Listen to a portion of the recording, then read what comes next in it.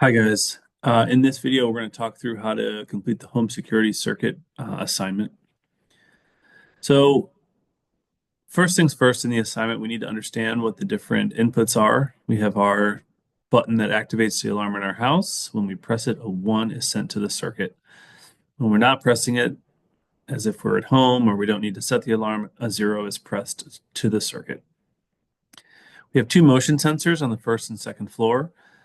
If somebody is detected, it will send a 0. But if there is no motion detected, it sends a 1. So that's a little bit flip-flopped as to what you might think. And then we have a front door alarm, which if somebody tries to move the front doorknob, a 1 is sent to the circuit. And if nobody is touching the front door, a 0 is sent to the circuit. So this helps us understand what a 1 and 0 will do for each of our four inputs. The first step in solving this and designing your circuit is to create a truth table that lays out all possible inputs and outputs. Depending on the period, in first hour, our truth table looked like this.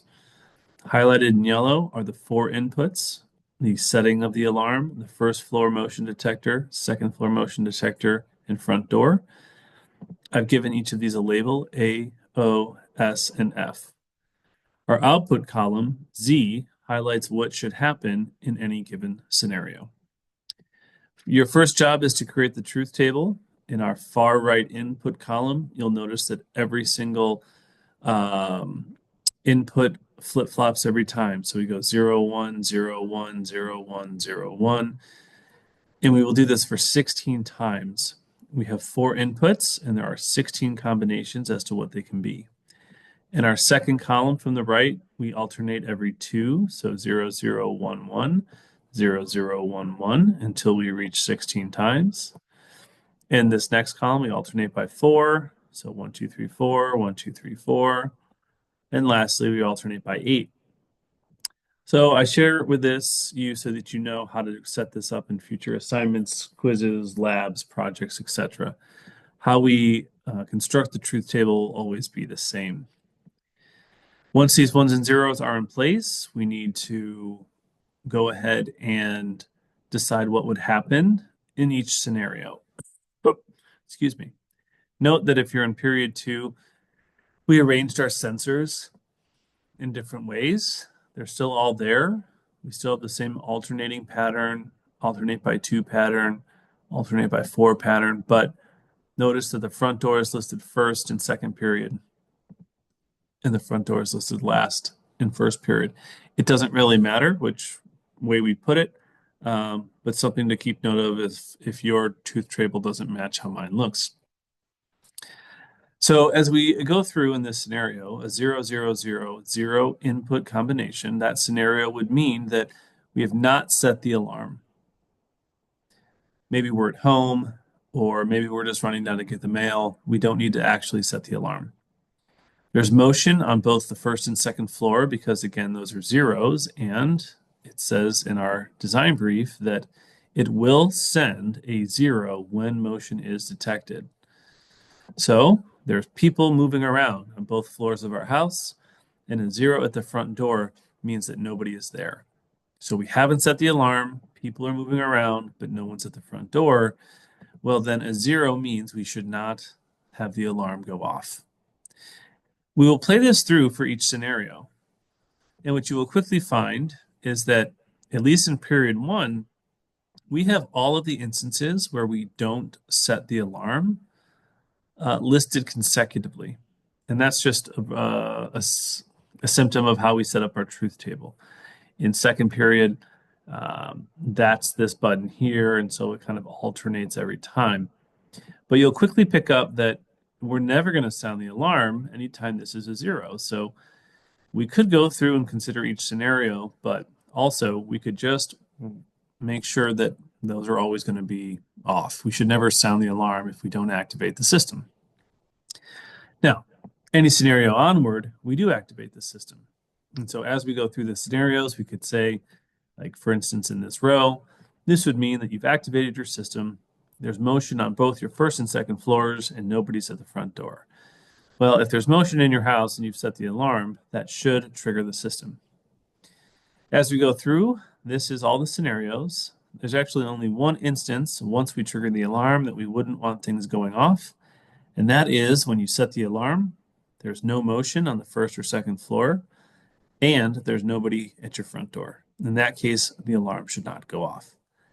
So what we've done is we've taken every single input possibility. What could be happening at each and every switch, or in this case, sensor, and then we've plotted out what should happen given our scenario. That is a truth table, and that is always our starting place. Now, I know I'm moving fast, but if there's any questions on how to set this up, the purpose of the truth table, please play it back or come see me in class. The next step, once you have a truth table, is to generate the algorithm, or in otherwise, the expression that represents the circuit. And so in order to do this, we will look at the truth table and highlight every instance that we have a 1. In this case, it would be all these instances highlighted in green. Anytime the alarm goes off, I want to look at my truth table and create an expression which represents a scenario where those input values would work. So for instance, if I wanted the output of a sub-circuit to go off, aka be a 1, when I had a 1, 0, 0, 0 input combination, the circuit that I would need for that would be A, O naught, S naught, F naught. If I fed a series of 1s and 0s into that circuit, it would result in a 1. We will do this for each row of the truth table until we have what we will call min terms for each instance the table outputs a 1. Now, in order to generate these, it's very simple. We'll just look at the row. Anytime there's a 1, for instance, for the alarm A, we'll write it as a normal A. Anytime there's a 0, like for O and for S, we'll write that as O naught and S naught with an apostrophe. Here is F. F is a 1, so it gets written as a normal F. We could hop down here to test out this one. This would be A, O, S naught, F. A, O, S naught, F. And so generating these min terms shouldn't be something that takes a lot of time. You just want to make sure that you're very diligent about putting the correct not symbols there, or it will mess up the circuit. The last step of this stage is to then add all of those min terms together. And this is our final logic expression. I could take any input combination from this truth table. I could then replace all of these A's, O, S, and F's with their appropriate numbers. And if I want the answer to be a 1, aka have the alarm go off, it would. And if I don't, then it wouldn't. We've created a giant expression that gets all these scenarios to work. If you have any questions about the logic expression, please, again, come see me or replay the video if I moved too quickly. The final step, though, is to then turn this into a functioning circuit. And for that, we need to do a little bit of prep work and setup. So in Multisim, we will go up to where it says place component. And I'm going to proactively bring in an AND gate, an OR gate, and a NOT gate.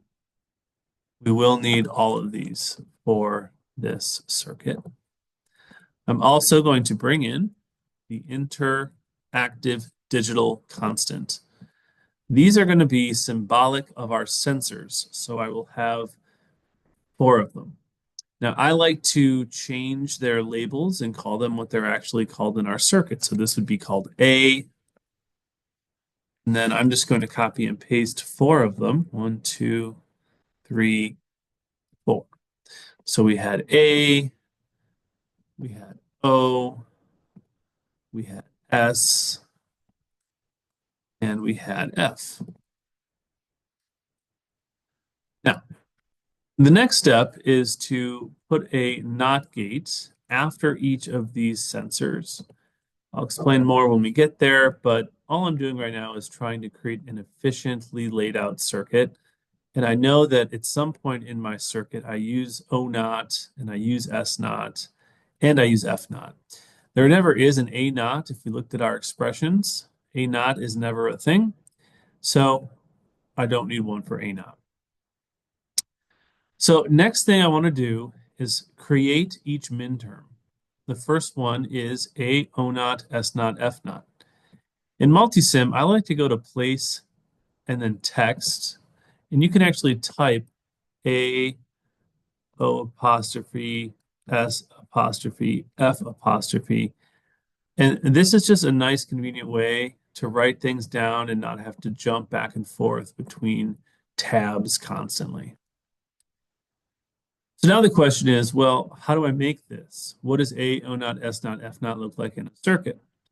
Well, remember that anytime that you have things multiplied together in our expression, that means that those two variables are going into an AND gate. And so, for instance, the first two parts of A O naught, S naught, F naught is A O naught. So what I could do is wire from one AND gate over to A and one wire over to O naught. And here you can see it's nice to have these NOT gates already in place. Next up would be to then feed this into and multiply A naught O naught, or A O naught, excuse me, by S naught, which would look like this. And lastly, I have to multiply this by F, excuse me, F naught. And so I'd bring it down and do something like this. And so now what I've created is the first minterm. It took me three AND gates to multiply A times O naught. The answer of those gets multiplied by S naught, and then that gets multiplied again by F naught. Now, one problem with this method is that, as you can see, there are 1, 2, 3, 4, 5, 6, 7 different minterms I'll have to make, or 7 different circuits. This will quickly become a very cluttered schematic and hard to view. So what I encourage students to do is to take advantage of our on-page connectors. I'll highlight how to do that rapidly, and I encourage you to do so. For each of these inputs, I'm going to double click on these wire segments and give them the name that they are. In this case, this would be called A, this would be called O, this would be called S, and this would be called F. So I'm basically just naming these wire segments. This would be called O naught. This would be called S naught. By the way, I'm just clicking and double clicking to make the segment end. This would be F naught. Now that I've labeled all of these, on my first AND gate, I can click and make a little wire segment, double click to name it, and I can call it A. It prompts me with this phrasing, do you want to name this net the same? The answer to that is, of course, yes. And right now you'll see an A has appeared. That means that these are now touching. There's just no wire visibly showing. This will create a very much clean environment when you have 30 or 50 wires on your screen. So this needs to be O naught, hit OK. This needs to be S naught, so I'll call it S naught, hit OK. And this needed to be F naught. And just like that, without even tracing wires over, I've connected all of these things together. To prove it to you, we could go to place and then digital probe, and I can create a little scenario where, for instance, here's A. If I hit play, notice that A is currently a 0, and it shows that it's a 0 over on our AND gate. If I press the button to make it a 1, it also triggers over here. And so it looks like no matter what, these wires are connected. To show you one last thing when it comes to what we've just created, I know this is a confusing concept, but what we've just done effectively is made that first minterm, meaning we've made a scenario where a 1, 0, 0, 0 produces a 1. And we should test that out to see if it actually works. So we've built part of our home security circuit. In our scenario, if we go back to our truth table, this was the very first one. This is the scenario where you've set your alarm. There's no motion on the first, excuse me, there is motion on the first and second floor, but nobody's at your front door. And so imagine we set the alarm And imagine that there's motion on the first and second floor, but there's nobody at the front door. Is the alarm on? Well, of course it is.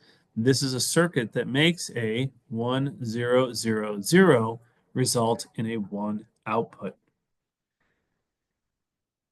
Now, what do we do next? We need to create the next minterm, meaning this one. So I will hit Control C. I will make a new text box so I can go to Place, Text, and I will paste it in. And so this is the next circuit that I need to make. And I'm gonna utilize copy and paste. I'm gonna copy and paste all 3 AND gates and put them down below. I need to hit stop. That would be a good start. Okay, here's all my AND gates. Notice that it doesn't bring the on-page connectors, which is good. I know I need 3 AND gates because it's still going to be multiplying all these inputs together. So again, this could be A, double click and call it that. A, this would be O naught. O naught. This would be S naught. Naught. And this would be F instead of F naught this time. And so this is my second circuit, my second minterm. Now, we'll continue this process and build out all 7. In the end, we will have to add these together because remember, our whole circuit is this minterm plus this one, plus this one, plus this one, etc. So to add these together, I would use an OR gate and do something like this. And so now my original 1, 0, 0, 0 input combination would result in a 1. But so would a 1, 0, 0, 1. This circuit right here would make a 1, 0, 0, 1 trigger our circuit. And so either one, either or of them would work. Again, that's just reiterating why we have this whole expression. Any one of these subcircuits will trigger a 1 output, which is what we want. Last thing I'll mention here, again, you could build all 7 just like this, but this wouldn't be the most efficient way to build the circuit. If you do it this way, you'll get full points and I won't be mad.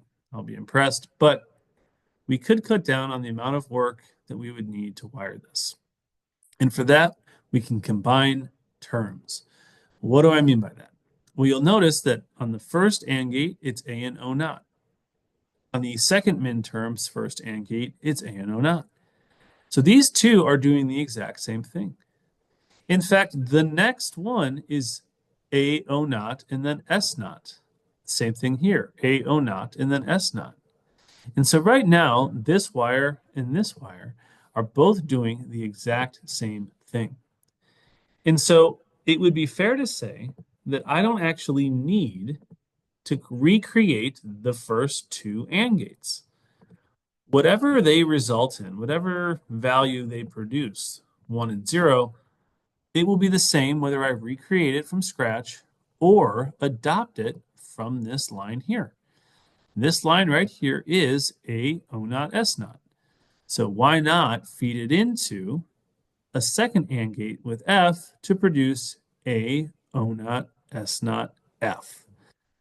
So again, you don't have to do this, but as you start to build this circuit out and it becomes larger, you might be able to save yourself time in multisim, but definitely time wiring this on a breadboard, because as you guys might agree, every single gate you can avoid wiring physically is time well saved. And so with that, this is the home security circuit. Again, to finish it, all you would do is wire each of the 7 minterms, add them together with OR gates until the end of your circuit, where you have one single output, which will either be a 1 or 0, representing if the alarm is triggered or not. Thank you for listening, and if you have questions, please see me in class.